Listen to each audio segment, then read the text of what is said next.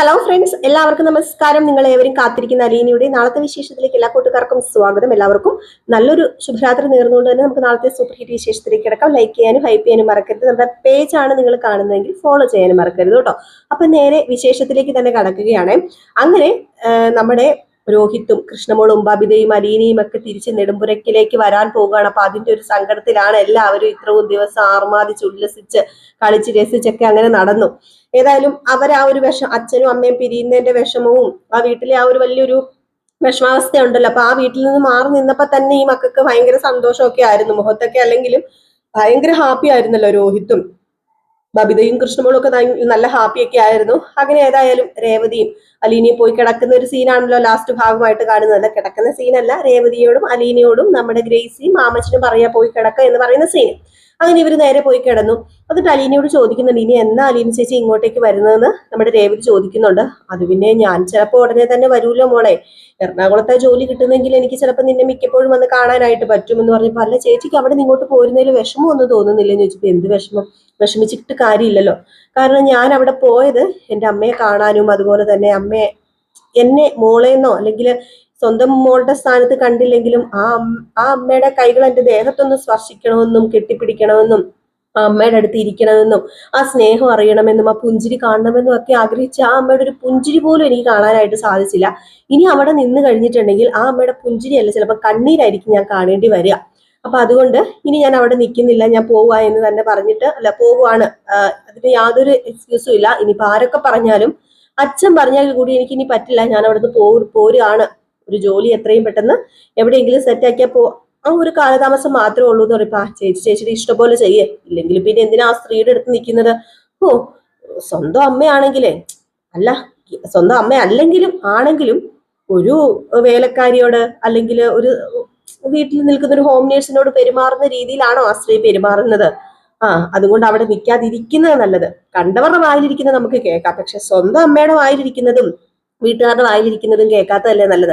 കണ്ടോറുടെ വായിലിരിക്കുന്നത് പിന്നെ കേട്ടിട്ടുണ്ടെങ്കിൽ കണ്ടോറല്ലേന്നെങ്കിലും നമുക്ക് ചിന്തിക്കാന്ന് പറഞ്ഞപ്പോഴത്തേക്കും, മോളൊരു കാര്യം കിടക്ക്. രോഹിത്തിനും ബബിതയ്ക്കും കൃഷ്ണമോൾക്കും ഒക്കെ ഭയങ്കര സങ്കടമുണ്ട് ഇവിടുന്ന് പോകാനായിട്ട്. അവർക്ക് ഒരുപാട് സന്തോഷം ഇവിടുന്ന് കിട്ടിയിട്ടുണ്ട്. അവരുടെ വീട്ടിൽ നിന്ന് കിട്ടാത്തൊരു സന്തോഷം ഉണ്ടല്ലോ, അതാണ് കിട്ടിയത്. അത് ഗ്രേസി ആന്റിയുടെയും അതുപോലെ മാമച്ചനങ്കിളിന്റെയും ഗുണങ്ങളൊക്കെ തന്നെയാണ്. നീ അവരെ വേദനിപ്പിക്കല്ലോ ടോടി മോളെ, എപ്പോഴും മുറുകെ പിടിച്ചോണം. പാവങ്ങളാ, അല്ലെങ്കിലും അവരെ കണ്ടാൽ അറിയാം, അവരുടെ സ്വഭാവം കണ്ടില്ല എന്ത് പാവങ്ങളാ. വേറൊരു നീയോ അനാഥ, വേറൊരു അനാഥയുടെ കുടുംബത്തെ വന്ന് സ്വീകരിച്ച് കയറ്റി ആ വീട്ടില് ഒരു ഇത്ര ദിവസം താമസിപ്പിക്കുക, അവര് സ്വീകരിക്കുക. ഇതൊന്നും എല്ലാവരും ചെയ്യുന്നതും എല്ലാവർക്കും അങ്ങനെ ചെയ്യാനുള്ള മനസ്സുള്ളതൊന്നും അല്ല. അപ്പൊ അവർക്ക് അത്രമാത്രം നമ്മളൊരു സ്നേഹവും കൂറും ഉണ്ടായിട്ടാണ് അങ്ങനെയൊക്കെ ചെയ്യുന്നതെന്ന് പറയാണ്. ഇത് കഴിഞ്ഞ് കാണിക്കുന്ന സീൻ എന്ന് പറഞ്ഞിട്ടുണ്ടെങ്കിൽ ബബിതയും കൃഷ്ണമോളും അങ്ങോട്ടും ഇങ്ങോട്ടും തിരിഞ്ഞ് ഭയങ്കരമായിട്ട് സങ്കടപ്പെട്ട് കിടക്കാണ് കേട്ടോ. അപ്പൊ നമ്മുടെ ബബിത ചോദിച്ചാൽ, എന്താ കൃഷ്ണമോളെ നിനക്ക് ഉറക്കം വരുന്നില്ലെന്ന് ചോദിച്ചപ്പോ, അത് പിന്നെ ബബിത ചേച്ചി എനിക്ക് ഉറക്കം വരുന്നില്ല, നാളെ നമുക്ക് ഇവിടുന്ന് പോകണ്ടേന്ന് ചോദിച്ചപ്പോ, പിന്നെ പോകണ്ടേ, പോകാതിരിക്കാൻ പറ്റില്ലല്ലോ. എന്തോ ഇവിടെ വന്നിട്ട് ഇവരുടെ സന്തോഷവും ഇവര് നമ്മളോട് പെരുമാറുന്ന രീതിയും എന്തോ കുറച്ച് ദിവസത്തേന് ഏതോ വേറൊരു ലോകത്ത് ചെന്നൊരു ഇതാണ്, ഒരു ഫീലിംഗ് ആണ്. എന്തോ എനിക്ക് തിരിച്ച് വീട്ടിലേക്ക് പോകാൻ പോലും തോന്നുന്നില്ല. ഇനിയിപ്പോ ആ വീട്ടിലേക്ക് ചെന്നിട്ട് നമ്മൾ എന്തിനാ? കുറച്ച് ദിവസം അലീന ചേച്ചി കാണും, കുറച്ച് ദിവസം കഴിയുമ്പോഴത്തേക്കും അലീന ചേച്ചി അവിടുന്ന് പോകും.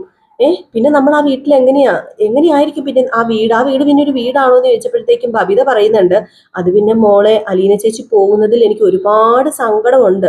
അലീന ചേച്ചി എന്നും എൻ്റെ കൂടെ ഇരിക്കണം, അല്ലെങ്കിൽ നമ്മുടെ കൂടെ വേണം എന്നൊക്കെ ഞാൻ ആഗ്രഹിച്ചിട്ടുണ്ട്. പക്ഷെ അലീന ചേച്ചി അവിടെ നിന്ന് കഴിഞ്ഞിട്ടുണ്ടെങ്കിൽ നമ്മുടെ അച്ഛനും അമ്മയും തമ്മിലുള്ള ആ ഒരു കലഹം കൂടുകയല്ലേ ഉള്ളൂ. അപ്പം അലീന ചേച്ചി പോട്ടെ, അല്ലാതെ അലീന ചേച്ചിനെ അവിടെ നിർത്തിക്കൊണ്ട് നമുക്ക് ഒരിക്കലും അവരെ മുന്നോട്ടേക്ക് കൊണ്ടുപോകാൻ പറ്റില്ല. പക്ഷെ എനിക്ക് ഒരുപാട് സങ്കടമുണ്ട് അലീന ചേച്ചിനെ കുറിച്ച് ഓർത്തിട്ട്.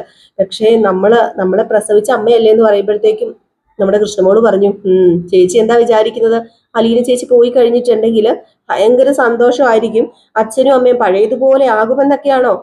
അങ്ങനെ ഒന്നും അല്ല ചേച്ചി സംഭവിക്കാൻ പോകുന്നത്. അലീന ചേച്ചി പോയി കഴിഞ്ഞാലേ നമ്മുടെ അച്ഛനൊരു ഭൂതത്തെ അങ്ങോട്ട് ഇറക്കി വിടും. ആ ഭൂതം വീട് മൊത്തം ആകും. പിന്നെ ആ ഭൂതം ചെന്ന് കയറുന്നതേ നമ്മുടെ അമ്മയുടെ ദേഹത്തായിരിക്കും എന്ന് പറഞ്ഞപ്പോഴത്തേക്കും, നീ എന്തുവാണ് ഈ പറയുന്നത് എന്ന് ചോദിച്ചപ്പോഴത്തേക്കും, ഞാനിപ്പോ ഒന്നും പറയുന്നില്ല, അതൊക്കെ ചേച്ചിക്ക് മനസ്സിലാകും.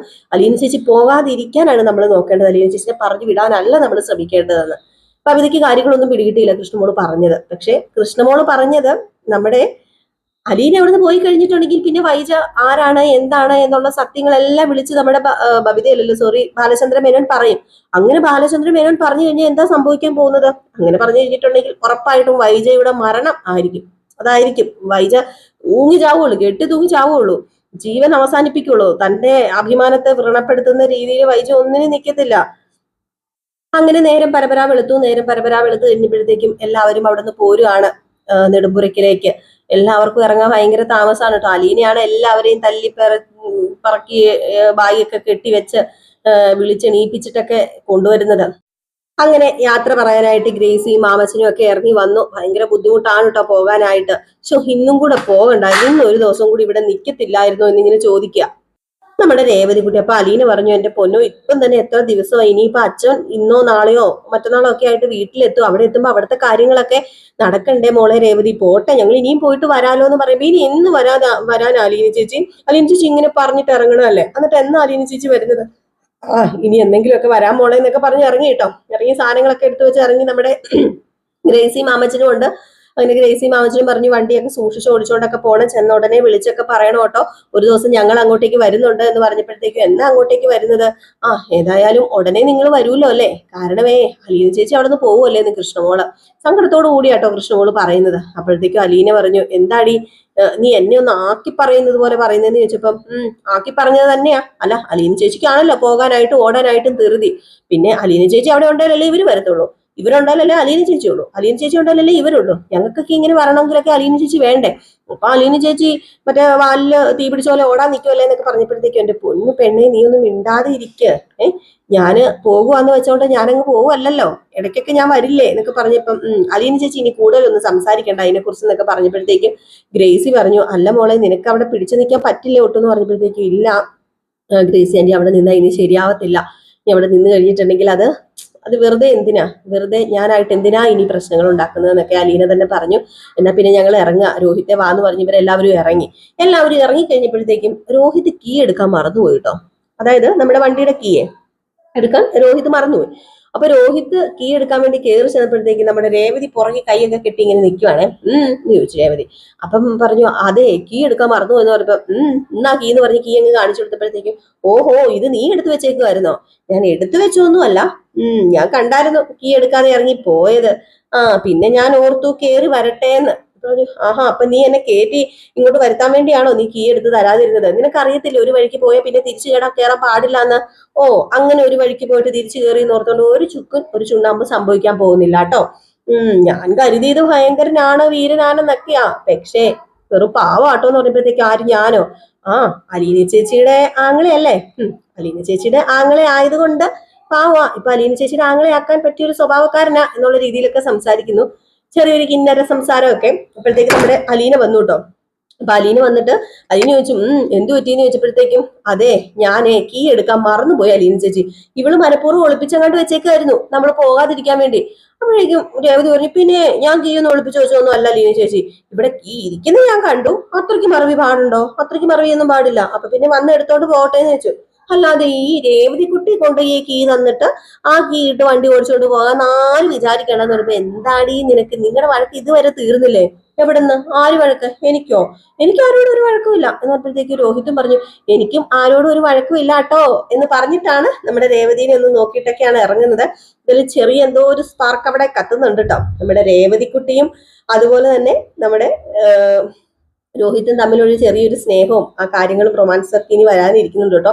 ഇന്നോ നാളെയോ ഒന്നും അല്ല, ഉടനെ നമുക്ക് കാണാം കേട്ടോ, അത്രേ പറയുന്നുള്ളൂ. കാരണം കുറച്ചും കൂടെ കഥകളൊക്കെ മുന്നോട്ടേക്ക് പോകാനുണ്ട്. അപ്പൊ അതൊക്കെ കഴിഞ്ഞിട്ടായിരിക്കും വരുന്നത്. അവർ തമ്മിലാണ് സെറ്റ് ആകുന്നത്, അവർ തമ്മിലാണ് ഒരു ചെറിയൊരു സ്നേഹവും കാര്യങ്ങളും. അത് നമ്മുടെ വൈജി അറിയുകയും പിന്നെ അത് പ്രശ്നമാവുകയും ഒക്കെ ഉണ്ട്. അപ്പൊ അതൊക്കെ നമുക്ക് കാത്തിരുന്ന് തന്നെ കാണാം കേട്ടോ. അപ്പൊ ഇതൊക്കെ കഴിഞ്ഞിട്ട് പിന്നെ കാണിക്കുന്ന സീൻ എന്ന് വെച്ചിട്ടുണ്ടെങ്കിൽ വൈജയ്ക്ക് തലയ്ക്ക് ചൂട് പിടിച്ചിരിക്കുക. അപ്പൊ വൈജയാണ് ആങ്ങളമാരുടെ ഈ പ്രഷർ കാരണം ബാലചന്ദ്രന്റെ അടുത്ത് പോകണം എന്നാണല്ലോ പറയുന്നത്. ആ പ്രഷർ കാരണം ഒരു സ്വൈര്യം ഇല്ലാതെ നേരെ ഇനിയിപ്പം വേറെ ഒന്നും അല്ല, ഇനിയിപ്പം ഇവിടെ നിന്ന് കഴിഞ്ഞാൽ ശരിയാവില്ല, എത്രയും പെട്ടെന്ന് വീടെടുത്ത് മാറണം. അവളുടെ കാര്യത്തിൽ ഒരു തീരുമാനം വേണമല്ലോ. നേരെ ബബിതേനെ ഫോൺ വിളിച്ചിട്ട് അതെ, നിങ്ങൾ എവിടെ ഇതുവരെ തിരിച്ച് വീട്ടിലെത്താറായില്ലെന്ന് ചോദിച്ചപ്പോഴത്തേക്കും അത് പിന്നെ അമ്മേ ഞങ്ങള് വീട്ടിലേക്ക് പൊക്കോണ്ടിരിക്കുക, ഇന്ന് തന്നെ വൈകിട്ട് എത്തുന്ന പറയുമ്പോ അല്ല ആ മൂദേവി എന്നാ പോകുന്നതെന്നൊന്ന് പറയാമോ? അവള് പോകുന്നു പറയുന്നതല്ലാതെ അവള് പോകുന്നില്ല. മൂദേവി എന്നാ പോകുന്നത് എന്ന് ചോദിക്കുമ്പോഴത്തേക്കും പറയുന്നുണ്ട്, എന്തുവാ എന്റെ പൊന്നമ്മേ, അമ്മയ്ക്ക് ഇപ്പൊ അലീന ചേച്ചിനെ പറഞ്ഞു വിട്ടിട്ട് എന്ത് കിട്ടാൻ, എന്തെങ്കിലും കിട്ടാനുണ്ടോ എന്ന് ചോദിച്ചപ്പോഴത്തേക്ക് കിട്ടാനുണ്ട്, എനിക്ക് കിട്ടാനുണ്ട്. അതെ, എനിക്ക് എന്റെ പണ്ടത്തെ ജീവിതവും എന്റെ മക്കളെയൊക്കെ തിരിച്ചു കിട്ടണമെങ്കിൽ അവളെ പറഞ്ഞു വിടണം, അല്ലാതെ പറ്റില്ല. അതുകൊണ്ട് നിങ്ങൾ എപ്പോഴാ വരുന്നതെന്ന് വെച്ചിട്ടുണ്ടെങ്കിൽ ആ സമയത്ത് എന്നെ വിളിച്ചോണം എന്നിങ്ങനെ പറയുകയാണ് കേട്ടോ. എന്നിട്ട് നമ്മുടെ വൈജ ഫോണും കട്ട് ചെയ്തു കേട്ടോ. എന്നിട്ട് മുറുമുറുത്തോണ്ട് ഇരിക്കുകയാണ്. അങ്ങനെ മുറുമുറുത്തോണ്ടിരിക്കുന്ന സമയത്താണ് നമ്മുടെ കമല കയറി വരുന്നത്. കമല ചോദിച്ചു, എന്ത് പറ്റി വൈജയെന്ന് ചോദിച്ചു. അപ്പൊ പറഞ്ഞു, ഓ എന്ത് പറ്റാൻ, ഇനി പറ്റാനൊന്നും ഇല്ലല്ലോ, മൊത്തം പറ്റിയിരിക്കല്ലേന്ന് ചോദിച്ചപ്പോഴത്തേക്കും, അതെ അല്ല ആങ്ങളമാരെന്താ വൈജോട് വന്ന് പറഞ്ഞത്? എന്നോട് എന്ത് പറയാനാ, നെടുമ്പുരയ്ക്ക് വീട്ടിൽ പോകണം, ബാലനുമായിട്ട് ഒത്തുചേർന്ന് പോകണം, ഇതൊക്കെ തന്നെ എന്നോട് പറയാനുള്ളത് എന്ന് പറഞ്ഞപ്പോഴത്തേക്കും നമ്മുടെ കമല പറഞ്ഞു, അല്ല ഞാനൊരു കാര്യം പറയട്ടെ. വേണ്ട, ഒരു കാര്യവും കമലടുത്ത് എന്നോട് പറയണ്ട. കമലയിടത്തേക്ക് പറയാനുള്ളതും ആങ്ങളമാർക്ക് പറയാനുള്ളതും ഒരേ കാര്യം തന്നെയാണെന്ന് എനിക്കറിയാം. അതുകൊണ്ട് പറയാണ്, അവൾ ആ വീട്ടിൽ ജീവിച്ചിരിക്കുന്ന കാലം അത്രയും ഞാൻ ആ വീട്ടിന്റെ പടിയിൽ പോലും ഇനി ചവിട്ടാൻ പോകുന്നില്ല. നാണം കെട്ടെ ആങ്ങളമാര് സഹിതമല്ലേ അങ്ങോട്ടേക്ക് കൊണ്ടുവിട്ട് കഴിഞ്ഞപ്പോ എന്താ സംഭവിച്ചത്? വേറൊന്നുമല്ല സംഭവിച്ചത്. കൊണ്ടുവിട്ട് കഴിഞ്ഞപ്പം എന്നെ അവൾമാരും അതുപോലെ ബാലചന്ദ്രന് ഒരു പട്ടിയുടെ വില പോലും തരാതെ എന്നെ അവിടെ ഇട്ട് മൂക്ക് കൊണ്ട് ഇക്ഷ ഇണ്ണ ഇത്ര ഇപ്പ വരപ്പിച്ചു. ഇനി അങ്ങനെ ഉണ്ടാകത്തില്ല. ഇനി അങ്ങനെ ചെയ്യാൻ ഞാൻ ഒരിക്കലും അനുവദിക്കത്തില്ല. അതുകൊണ്ട് ആദ്യം അവൾ അവിടെ നിന്ന് ഇറങ്ങട്ടെ.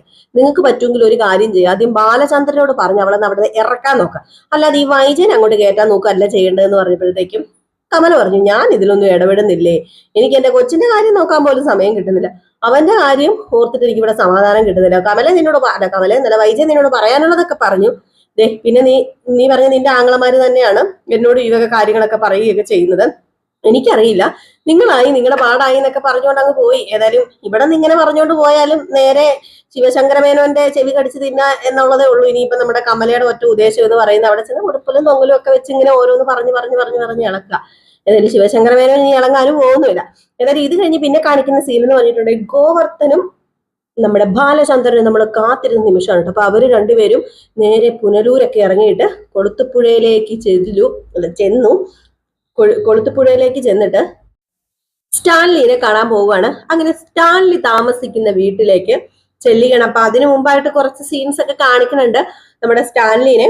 നിങ്ങൾ പലരും പറയുന്നുണ്ട് സ്റ്റാൻലി ആരായിരിക്കും, സ്റ്റാൻലി ആരാണ്, കുറെ പേരൊക്കെ കുറെ ഫോട്ടോസ് ഒക്കെ പുറത്തു വിടുന്നുണ്ട്. നിങ്ങൾ വിചാരിക്കുന്ന ആരുമല്ല സ്റ്റാൻലി. നിങ്ങൾ വിചാരിക്കുന്ന ആരെന്ന് എനിക്കും അറിയില്ല കേട്ടോ. നിങ്ങൾക്ക് കറക്റ്റ് ആയിട്ട് അറിയില്ലല്ലോ അവർ ആരെയാ സ്റ്റാൻലിനെ ആക്കുന്നതെന്ന്. ഞാൻ പ്രത്യേകിച്ച് പറയുന്നൊന്നുമില്ല, ഊഹിക്കുന്നൊന്നുമില്ല.